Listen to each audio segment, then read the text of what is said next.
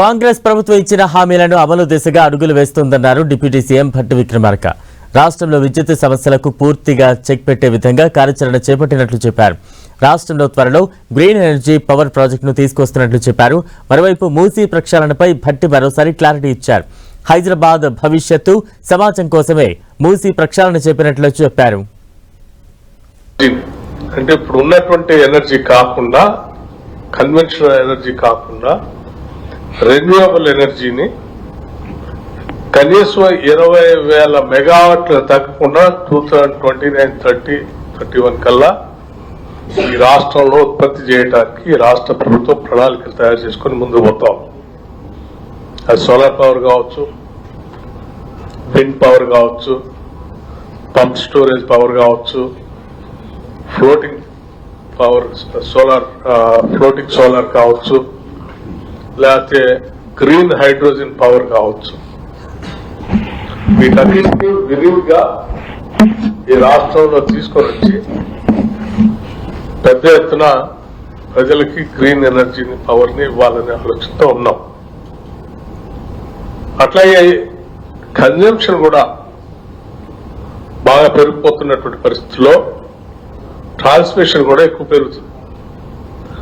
ఆ ట్రాన్స్మిషన్ పెరిగేదానికి కూడా కావాల్సిన విధంగా వ్యవస్థల్ని తయారు చేసుకోవటం కోసం, అప్డేట్ చేసుకోవటం కోసం కావాల్సినంత బడ్జెట్ ని తయారు చేసుకుని ముందుకు పోవడానికి కూడా ప్రభుత్వం సిద్ధంగా ఉంది.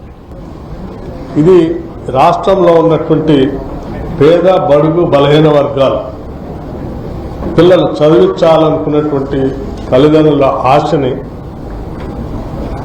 మేము ప్రపంచవ్యాప్తంగా ఉన్నటువంటి క్వాలిటేటివ్ ఎడ్యుకేషన్కి మా బ్యాక్గ్రౌండ్ వల్ల మేము అందుకోలేకపోతున్నాం అనేటువంటి బాధ వాళ్ళకి ఏ కోశాన ఉండకూడదనేటువంటి ఆలోచనతోనే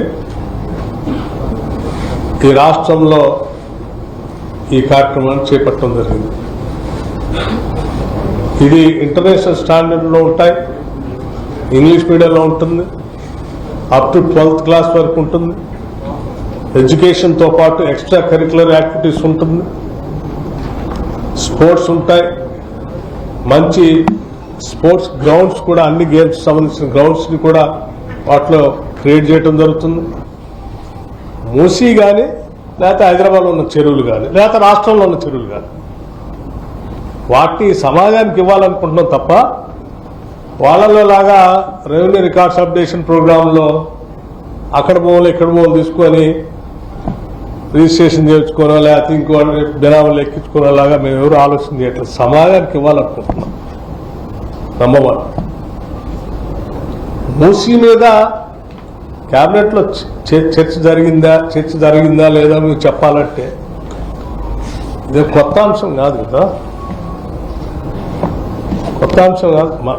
మేము మూసీ దానికి సంబంధించి క్యాబినెట్లో డిస్కషన్ జరగకుండానే ఇంత పెద్ద విధానపరమైన నిర్ణయం తీసుకుంటారని ఒకవేళ జగదీశ్వర్ రెడ్డి అనుకుంటే వాళ్ళ క్యాబినెట్లో కేసీఆర్ ఒక్కడే నిర్ణయం తీసుకుంటాడు కాబట్టి వాళ్ళనే మేము కూడా అని అనుకుంటున్నాయి. నో, ఈ క్యాబినెట్ ఫుల్ డెమోక్రటిక్ క్యాబినెట్. సహచర మంత్రివర్గ సభ్యులకు ఎవరికి చెప్పకుండా, ఎవరితో మాట్లాడకుండా వాళ్ళు మాట్లాడితే ఏమవుతుందనే భయంగా అసలు సమస్య ఎవరు చెప్పకుండా ఒక వాళ్ళ ముఖ్యమంత్రి ఒక్కడే నిర్ణయం తీసుకొని దాన్ని అమలు చేయండి అని చెప్పి అన్డెమోక్రటిక్ గవర్నమెంట్ కాదు.